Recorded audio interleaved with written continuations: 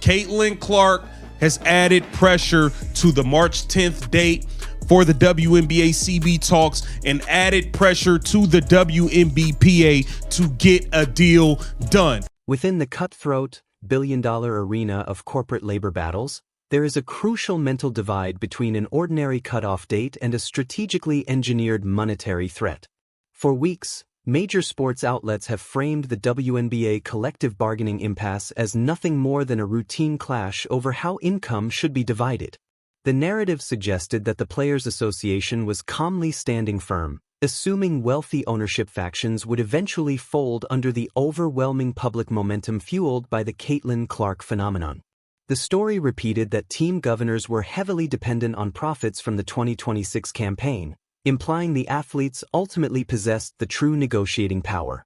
Yet inside private boardrooms, where detailed balance sheets are scrutinized line by line, ownership has rolled out a cold, meticulously crafted plan intended to fracture union unity from within. The league has shifted from measured discussions to an aggressive pressure campaign against its own talent pool. What is unfolding is not dialogue but calculated psychological warfare. Executives have introduced a financial pressure point engineered to create internal doubt and weaken trust in union leadership, and they are leveraging the extraordinary glare surrounding Caitlin Clark not as protection for the players, but as a countdown mechanism designed to compel capitulation. Welcome to the deep dive. It is time to uncover the raw truth behind the detonating proposal tactic, the operational chaos threatening the upcoming campaign, and the ruthless precision of high-level corporate maneuvering. To grasp the intense anxiety tightening its grip on the WNBA Players Association, you must examine the precise chronological pressure point ownership forcefully placed on the bargaining table. Sports commentators keep highlighting the May 8th opener, suggesting negotiations can stretch comfortably into late April before consequences hit. That assumption is dangerously misleading. The calendar date fans see is merely surface level, while the infrastructure required to launch a professional season is vastly more intricate and far more alarming for athletes without active contracts. Travel coordination, arena scheduling, broadcast production, training camp logistics, sponsorship activations, and payroll systems all demand firm commitments weeks in advance. The league office has now delivered a stark and immovable warning to union leadership about the authentic cutoff point required to salvage the year, and it arrives far earlier than public narratives suggest, transforming what looked like flexibility into a rapidly closing window with irreversible consequences. Delivered a stark ultimatum to the players' union. A deal must be reached by March 10th if the season is to start on time. March 10th stands as the absolute cutoff, and ownership did not select that marker at random to intimidate the union. It signals the final calculable point at which operating a professional basketball enterprise remains structurally feasible. Consider the overwhelming condition of the league's present framework. More than 80% of athletes are unrestricted free agents, leaving the competitive landscape virtually vacant. Two newly awarded expansion organizations in Toronto and Portland invested enormous franchise fees, yet at this moment they do not have a single contracted player. In the narrow window between March 10th and May 8th, barely 60 days, the league would need to conduct an expansion draft, orchestrate a sweeping free agency cycle requiring players to relocate nationwide, stage the collegiate draft, launch training camps, and complete a preseason slate. None of those mechanisms can function without a ratified collective bargaining agreement. Contracts cannot be finalized without clarity on the salary cap. Draft assets cannot be exchanged without defined core designation parameters, and operational planning cannot proceed in a regulatory vacuum. The league is effectively frozen, and ownership's message to the union is blunt. Fail to finalize terms by March 10th and roster construction becomes impossible, the schedule will shift, arena bookings will be surrendered to other events, and player income will disappear. Yet setting a non-negotiable deadline is merely phase one of a hardline business strategy. The decisive blow comes from an assertive fiscal maneuver known as an exploding offer. Executives recognize that a static proposal lingering indefinitely generates no urgency. If a 15% revenue share remains accessible in April, the union can simply wait, anticipating mounting desperation from management. To dismantle that comfort, Ownership must introduce escalating financial consequences that intensify with time. Former Major League Baseball executive David Sampson, a veteran of high-stakes labor clashes and billion-dollar negotiations, has openly described the uncompromising psychological pressure tactics that league leadership would be compelled to deploy in a moment like this. Increases, but no revenue sharing movement. If you do not accept this deal by that day, every day following. With each passing day after the proposal is presented, the terms deteriorate further. That is the pure essence of an exploding offer, and it may be the most intimidating instrument a billionaire can deploy against a player dependent on a steady paycheck every 2 weeks. What Sampson outlines is a blueprint in uneven economic combat. Ownership is effectively informing union officials. Right now, we are proposing a defined salary cap and designated housing perks. Decline to execute the agreement by midnight on March 10th, and consequences begin. On March 11th, the cap decreases by $100,000. On March 12th, housing incentives disappear. On March 13th, minimum salary floors are reduced. The moment this kind of vanishing proposal enters a labor conflict, the emotional balance inside the locker room shifts entirely. The contest is no longer athletes versus executives. It becomes players versus time itself.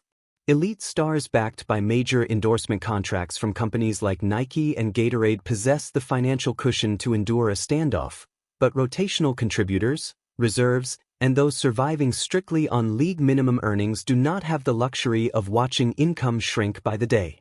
The structure of the exploding offer is intentionally calibrated to spark internal division within the association. Depth players begin pressuring union leadership to finalize the agreement before the framework erodes beyond recognition. Unity weakens, tension rises, and management secures victory without further concessions. Here David Sampson reinforced the calculated severity of this maneuver and explain why deliberate financial escalation is, in his view, the mechanism that ultimately forces negotiations to conclude. I love that strategy. I used it with players all the time. You don't want to agree right now? Your next offer is lower. That is the consequence for refusing to move on my schedule. That statement captures the stark, unsettling mindset many billionaire executives apply to labor disputes. Commentators prefer to portray the WNBA as a harmonious collaboration between league leadership and athletes, a cooperative venture rooted in shared ambition and collective progress.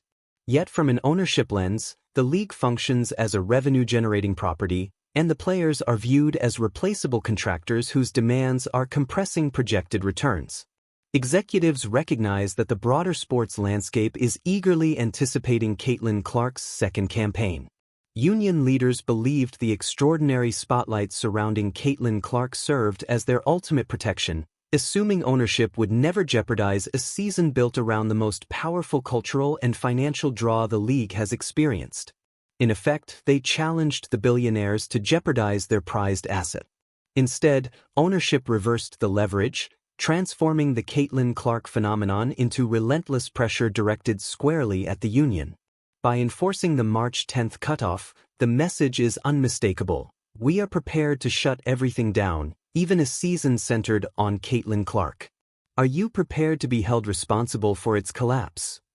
Should the union persist in seeking revenue shares, ownership claims are unsustainable, public frustration from fans, corporate partners, and media voices could be redirected at the players for derailing a historic moment.